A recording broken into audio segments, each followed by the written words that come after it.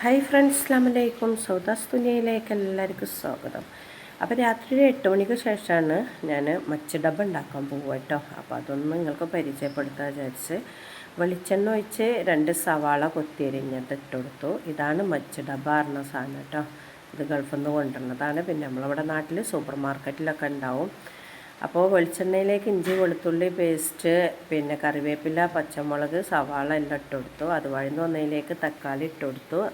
അതിലോട്ട് ഇതാ മല്ലിച്ചപ്പ് ഇട്ട് കൊടുത്ത് 1/2 ടീസ്പൂണ് കുരുമുളകും പൊടി, 1/4 ടീസ്പൂണ് മഞ്ഞൾപ്പൊടി, 1 ടീസ്പൂണ് മുളകും പൊടി ഇട്ട് നല്ലോണം വഴറ്റാൻ വേണ്ടി വെച്ചിരിക്കണ്. പിന്നെ ബ്രെഡ് ഇതാ ഒരു ഫ്രൈ പാനിൽ ചൂടാക്കാൻ വെക്കണം.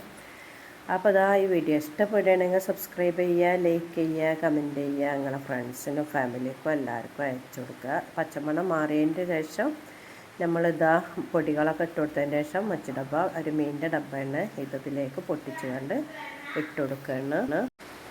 ഇട്ടുകൊടുത്ത് കുറച്ച് സമയം ഒന്നിങ്ങനെ ഇളക്കി കൊടുത്തു. പിന്നെ ഒരു 5 മിനിറ്റ് തീ കുറച്ച് മൂടി വെച്ചു. അതിന് ശേഷം അത് റെഡിയായി.